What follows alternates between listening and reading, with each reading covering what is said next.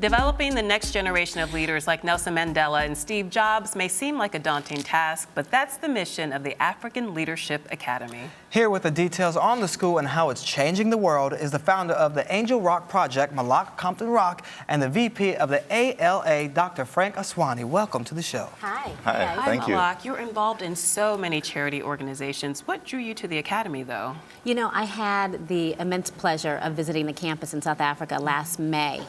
And what drew me were the children there. The youth were extraordinary.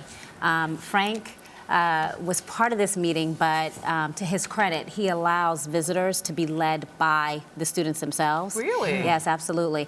And they were just extraordinary students, leaders. They had a vision for themselves. And you know what? More importantly, they had a vision for Africa.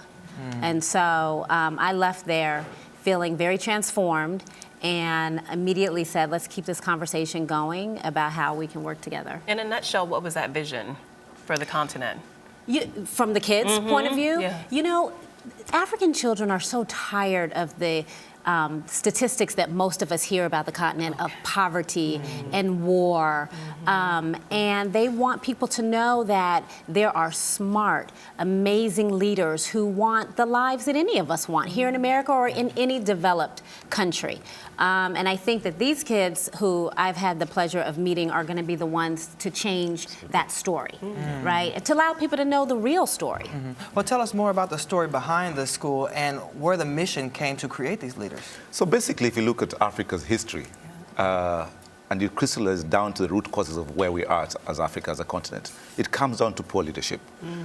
The food insecurity we face, the wars we face, all these come down to decisions that leaders made that were all wrong, that were selfish in their own means. So basically, the Academy was set up in 2008 to try and address this by creating the next generation of African leaders. As you know, Africa is very young. We're the youngest continent. 70% of Africa is under 30 years of age. So for sure, the future of Africa is in the hands of young people. Yeah. Wow. Now, how do you go about choosing which kids will participate in the Leadership Academy? How does that work? So that's a good question. So basically, first of all, what's very unique about us, we get kids from right across the continent. Really? We have kids from over 45 African countries who've been through the Academy. Wow. Okay? We have a two-stage selection process. The first stage, they fill out a two-page application form. And then we read those, we reduce the numbers to so we get about 4,000 applications a year. 4,000 4,000. from across the From across the continent. continent. How many do you accept? Only 100. Wow. Isn't that Kidding. Only So 100. this is the Stiff top. competition. That's, Yes. It's less than top 1%. But what's important is that we look for kids with strong leadership qualities. How do you go about determining if they have strong leadership qualities? So we've got a barrage of different examining procedures we follow. So we bring the kids in, the ones who've gone through the first stage come in for what we call a Finalist Weekend. And we spend a weekend with them. We do 10 of these Finalist Weekends 10 to 12 across the continent. And they spend a weekend with us. They do personal presentations, group work, interviews, aptitude tests. And from there, we select kids, looking for kids with courage, perseverance, strong values, and entrepreneurial spirit, and acceptable academic capability. Wow, sounds like you're picking exceptional students. Yes. A Is great there a selection. host committee that chooses these kids? Who makes the final determination? Yes, so there is then what comes out of those 400 kids coming out of the Finalist Weekend, then we sit a couple of us and we go through all of these ones and then we assess the kids we make decisions based on kids per country because we kind of have an allocation per country that we go by. We also make sure we take 50% girls, 50% boys. In fact, the last 2 years we've taken 55% girls, 45% boys. Well, that makes sense to me. As an African woman, I understand why. But Okay, so after the students are selected, a lot of the women, what is the school like and what do they do? How are the academics different from other schools? That's phenomenal. And that's kind of where the differentiation starts as well, okay? Because when they come to us, it's a 2-year pre-university program. And in the 2 years, they do the Cambridge A-level curriculum, which is a British system. And it's the most prescribed pre-university program in the world. But they also do a very unique curriculum to us called the Entrepreneurial Leadership Curriculum.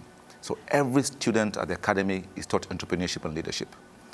They have to, and that culminates in them running a business on campus. The for-profit ones pay taxes to the school, the non-profit ones benefit from the tax.